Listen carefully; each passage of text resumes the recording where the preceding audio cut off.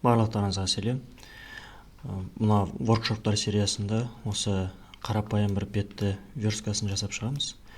Енді бұл верстканы бастамастан бұрын настройымызды реттестіріп алайық. Настрой жалпы не үшін істеп жатырмыз?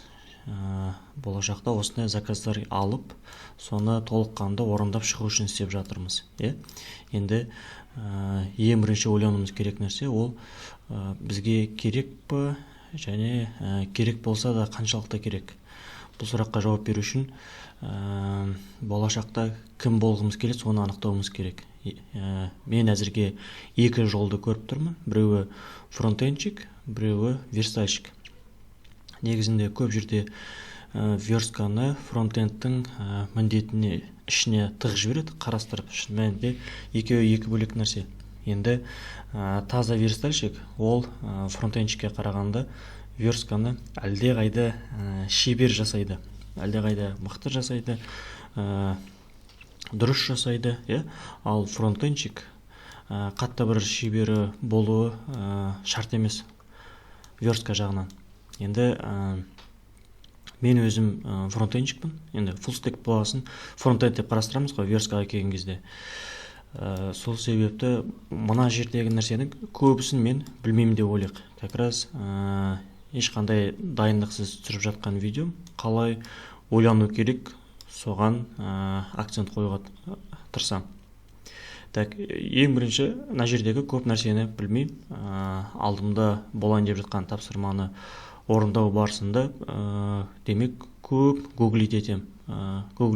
Бір, және Телеграмда арнайы тематический чаттар бар ғой, верстальщиктердің чаттары, солардың ішіне кіріп, жиі сұрақ қойып сұрап отырам.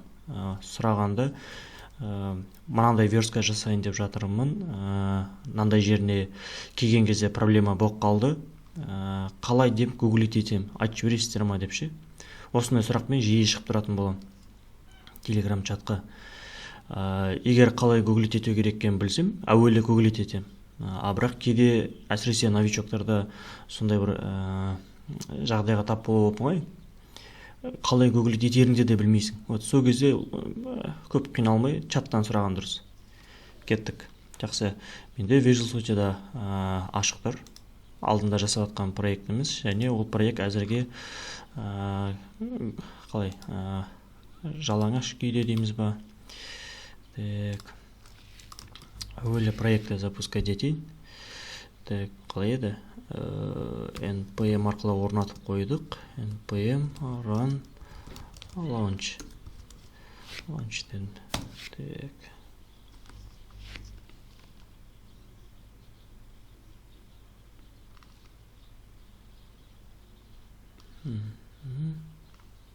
Браузерімде ашылды. Мына алдында біздің бөліп қойғанымыз. Блокқа бөліп қойдық. Section деп. Комментировать етіп отырайын. Қалай комментировать ете аламын?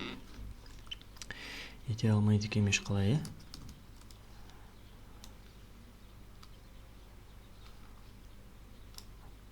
Бұлай қылсам болады екен. Жақсы.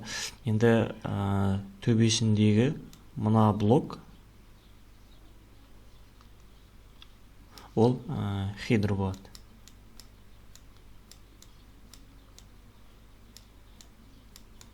Хедер деген бөлек бір компонент, және оның ішінде тағы да екіге бөліп қарастырамыз. Жоғар жағы navbar.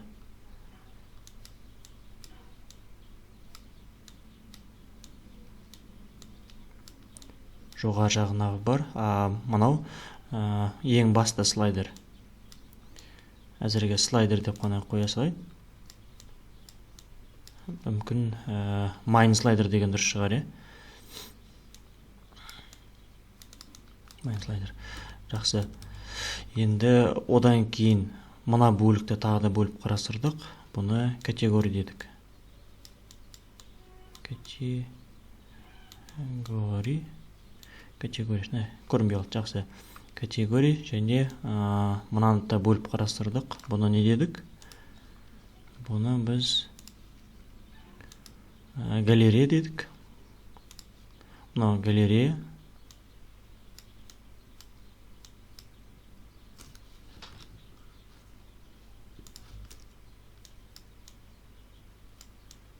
Галерея және астыңғы жағында екі бөлік қалды.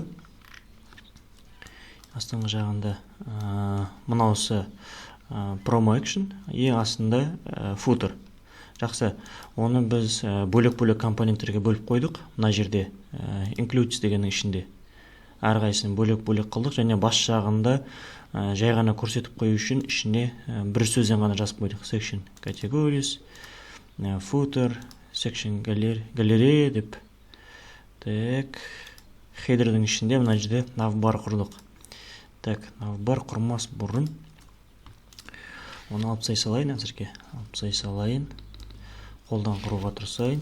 Хедер деп. Так, хедер, категория, галерея, промо, футер. Жақсы. Менде категориялардың шаблондары тұр. Аны жаба салайын. Енді хедердан бастап верстканы бастайық жайлап. Так, бізде хедер. Так, әлдеде жақындатсам. Хедер ол navbar және слайдерден тұрады. Так.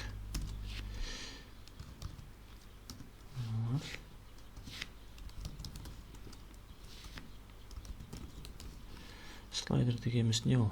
Слайдер дегеніміз div. Слайдер осы не?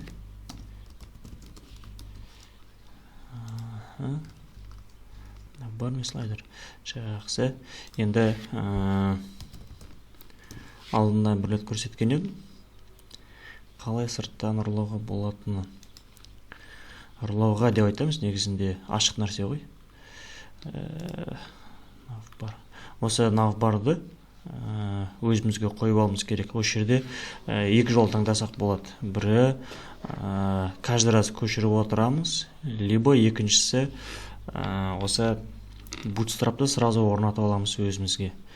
Енді менің өзімнің қалауым bootstrap'ты сразу қойып ала салған шығар. Өйткені bootstrap'та көп нәрсе алдын ала жасап дайындалып қойған.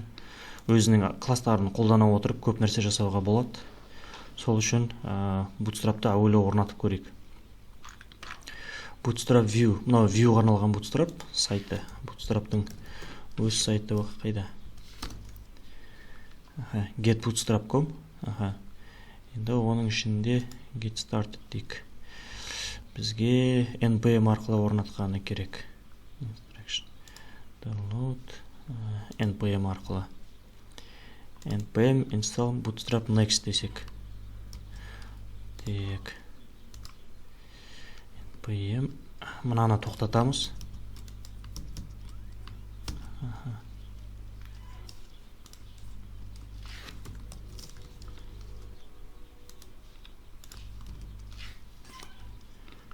Бұл бізде package.json-ға барып орнатыла қалу керек. Әзірге жоқ, қазір орнатылады. Dependency ретінде. Dependency ретінде тұра қалу керек. Жақсы, орнатылды. Міне, bootstrap деп тұр. Бета дейді. Бета деген дұрыс емес еді. Бета дегені дұрыс емес еді. Next. Package.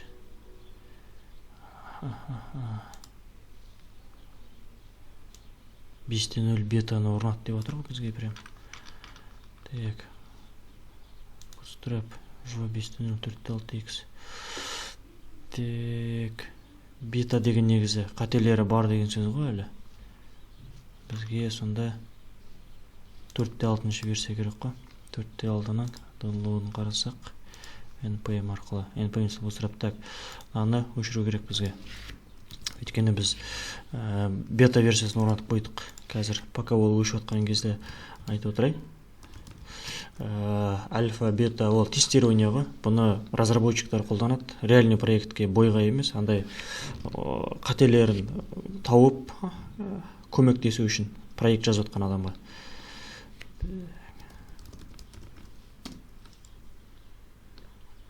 сосын кейін барлық қателер табылды, біраз жөнге келіп қалды деген кезде бета қылып емес, релиз андай полноценный уже қолдануға болады, отвечаю, бәрі нормально деген сияқты уәдемен береді да, бәрі тап-таза деп.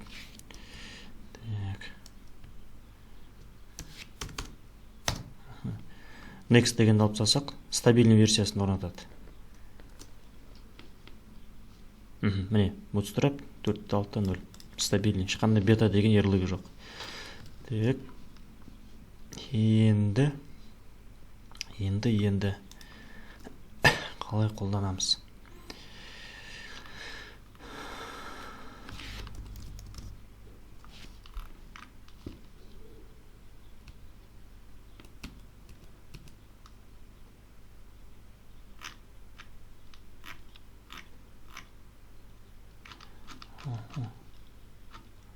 Бізге орнатқанның бәрі CDN дұрыс пе де?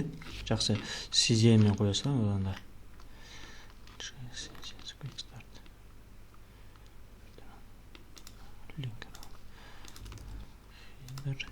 Header емес, бізде hate деген HTML бар еді.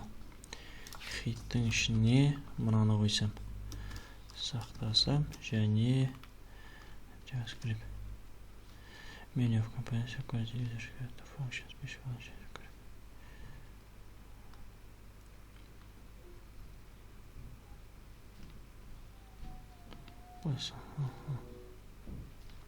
jQuery'ді қолдан деп жатыр. Жақсы. Қолдан десем, қолданайық.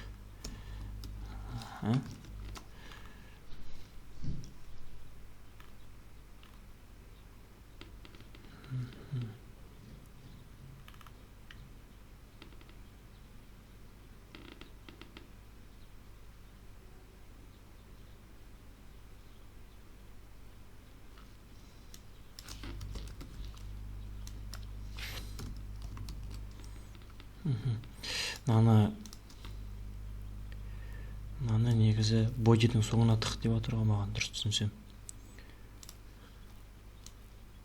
Боди, бізде бодидің соңында scripts деген бар, сол scriptsке тық дейді.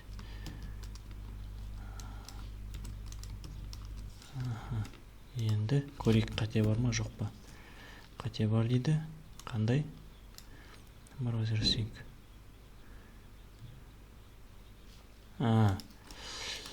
Так, npm run launch. Серверімді қосудым кетіппін. Енді қараймыз. Қате бар ма консолда? Ешқандай қате жоқ. Жақсы. Бірінші рет көшірген кезде ұзақ көшіріп жатыр мына жерде. Ұзақ көшіріліп жатыр, себебі біз ссылканы CDN-ге қойдық. CDN jQuery және Bootstrap'ның нелерін тартып жатырмыз. Скрипттармен, стильдерін. Тартып болды, ал келесі деген кезде жылдам бола қалады. Қараңыздар, міне, жылдам. Өйткені кешер өсетіліп қалады. Браузер CDN-нен келген нәрсені кешер етіп алады, сосын келесіде жылдам ашылатын болады. Так, енді бізге не істеу керек? Енді бізге наның ішінен компоненттері керек. Компоненттердің ішінен бізге navbar керек. Navbarды ашып қараймыз. Міне, тура осыны қолданып көреміз. Әуелі дәл осыдан қойып көрейік. Дәл осылайынан. Header HTML-дің ішіне. Бізде мына жерге қойайық. Не өзгерді? Значит, бізде дұрыс орнатылған Bootstrap керек CSS пен JavaScript-тер істеп тұр. Посмотреть код деп, оны біз мына жерден көре аламыз. DevTools-та Application деген вкладка бар. Application-ді ашып, Frames Top дегенді ашасыздар. Сосын Style Sheets дегенді ашасыздар. Міне, Bootstrap Main деп тұр. Bootstrap Main'де мына жерде версия жазылып тұрады. 4.6.0 деп. Және скрипттердің ішінде Bootstrap Bundle 4.6.0 және jQuery деп тұр. Бұлар тұр, значит, бәрі істеп тұр. Жақсы. Бір секунд, мен пауза жасауға міндеттімін. Қайтадан видеоны жалғастырамын.